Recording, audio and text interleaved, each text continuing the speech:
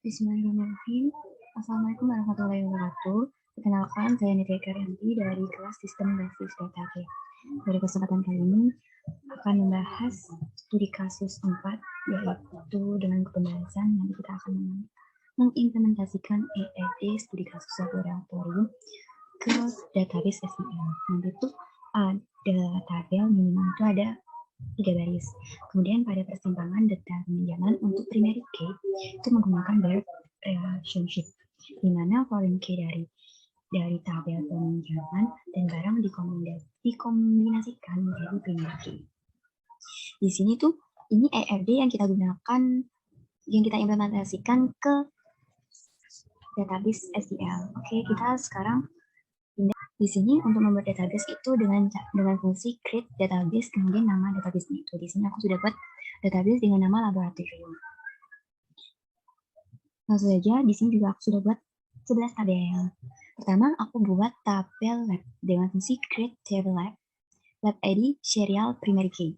Serial di sini maksudnya nanti lab ID-nya itu kita tuh nggak usah nyebutin primary key, nanti primary key-nya auto increment. Kemudian ada nama, ada kolom nama, tipenya varchar, tidak wajib diisi, kemudian kolom deskripsi, tipenya teks, tidak wajib diisi. Selanjutnya itu ada fungsi alter. Alter ini bisa digunakan untuk edit, untuk mengubah atau mengupdate. Kalau di sini itu alter digunakan untuk mengubah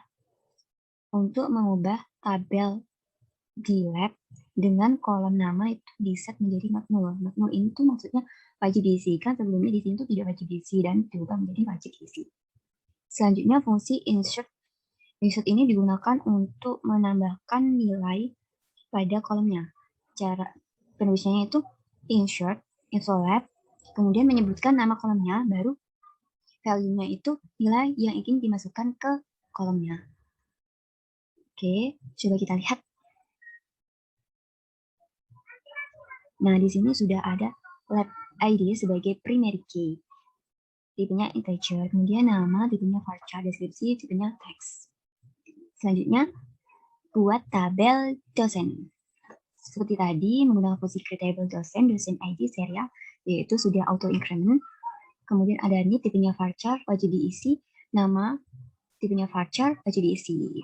Selanjutnya, seperti tadi, alter di sini, tapi agak beda ya. Kalau di sini itu mengubah.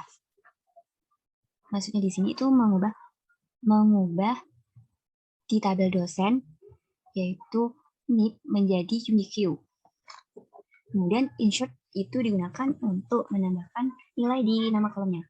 Di sini udah nama kolomnya NIP dan nama, kemudian nilainya ini seperti berikut. Oke, kita lihat. Nah, di sini sudah ada ID dosen, primary key, integer, NIP, varchar, nama, varchar. Oke, selanjutnya tabel kepala lab. Kita buat create table kepala lab, primary key-nya ada 2, yaitu lab ID dan dosen ID.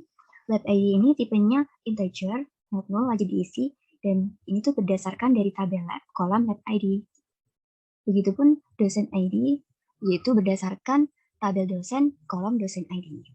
Kemudian ada kolom tanggal mulai, tipenya date, dan wajib diisi, kemudian ada tanggal selesai, itu tipenya date, dan kolom status, tipenya char, dan wajib diisi. Kemudian kita menambahkan insert kepala lab, yang ini menambahkan kolom ke tabel kepala lab, yaitu insert.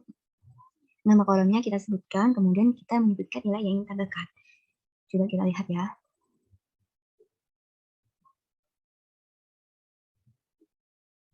Oh, sebentar, salah.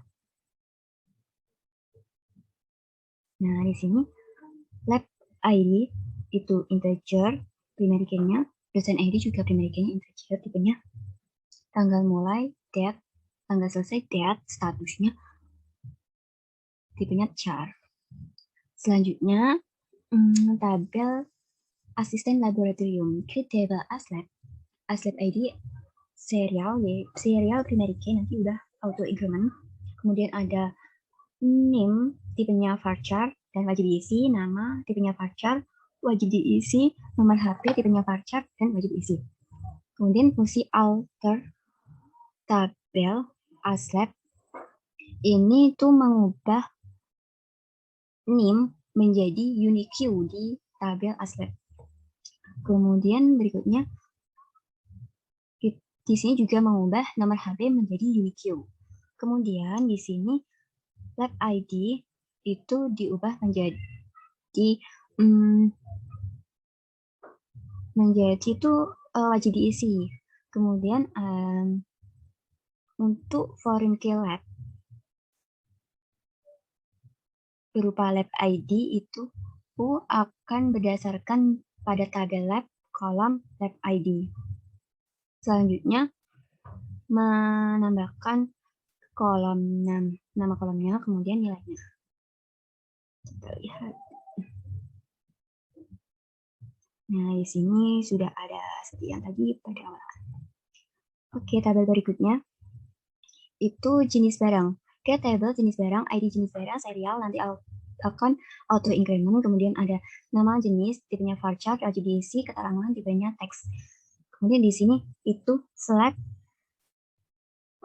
bintang from, jenis barang, order by. Maksudnya select itu akan menampilkan, kalau bintang ini tuh maksudnya akan menampilkan keseluruhan dari isi jenis barang. Order by diurutkan dari jenis barang yang terkecil. Seperti itu. Coba kita lihat.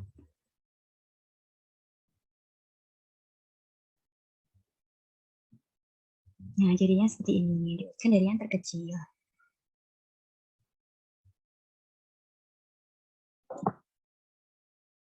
Ini menambahkan nama tabel beserta keterangannya. Di sini kan keterangannya memakai komputer. Kalau kita ubah ke komputer, kemudian kita update jenis barang, set nama jenisnya komputer, di mana ID jenis barangnya itu sama dengan 1. Ini kan komputer. Kalau diubah jadi komputer juga.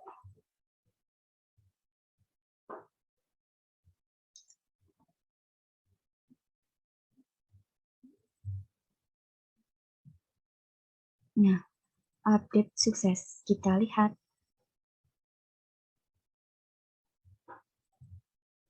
Nah, jadi komputer di sini K, di sini C.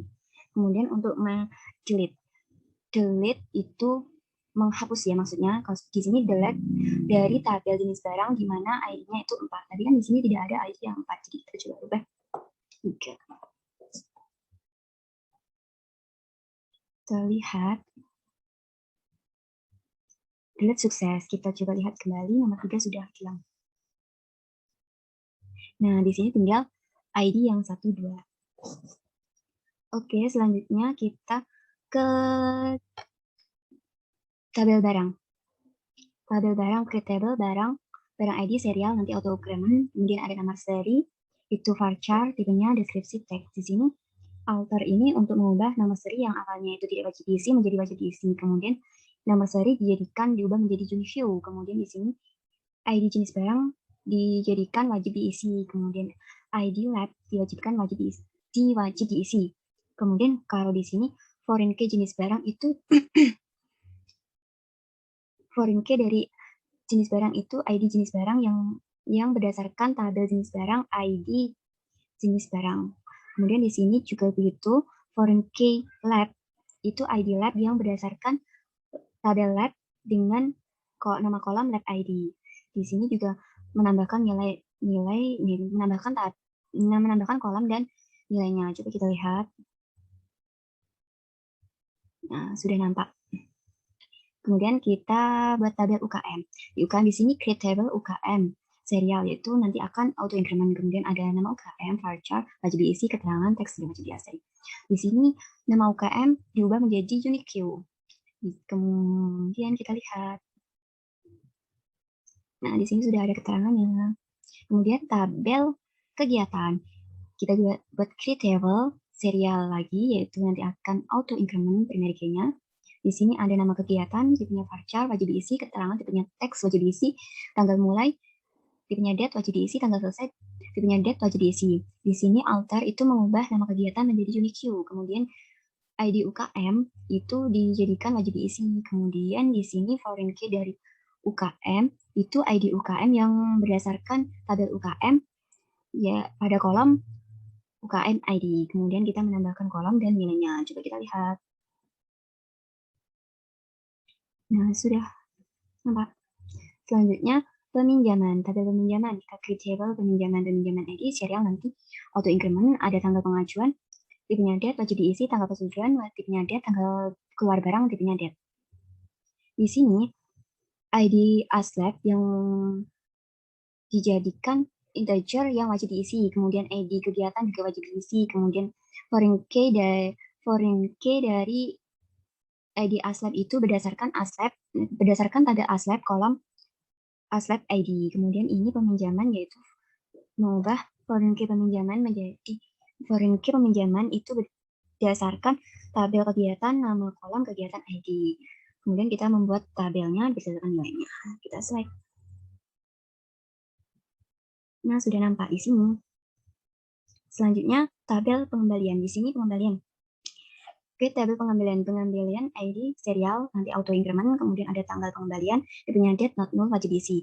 Alter pengembalian, lab ID ini integer, wajib diisi. Kemudian foreign key-nya itu ASLab ID berdasarkan tabel ASLab kolom ASLab ID. Selanjutnya kita tambah tabel dan nilainya. Coba kita lihat.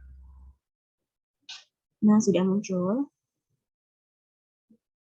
Kemudian kita ke tabel item peminjaman. Di sini create table item peminjaman, primary key-nya ada dua, yaitu nomor seri dan peminjaman ID. Nomor seri tipenya varchar yang berdasarkan tabel barang nomor seri. Kemudian peminjaman tipenya ID berdasarkan tabel peminjaman.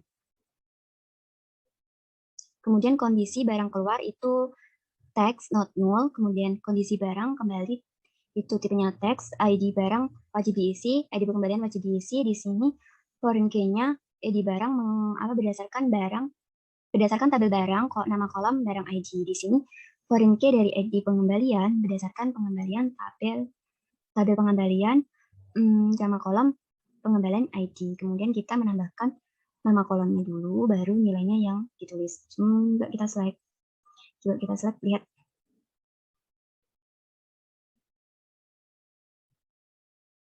Nah, di sini sudah terlihat. Sekian pembahasan dari aku, kurang lebihnya mohon maaf. Wassalamualaikum warahmatullahi wabarakatuh.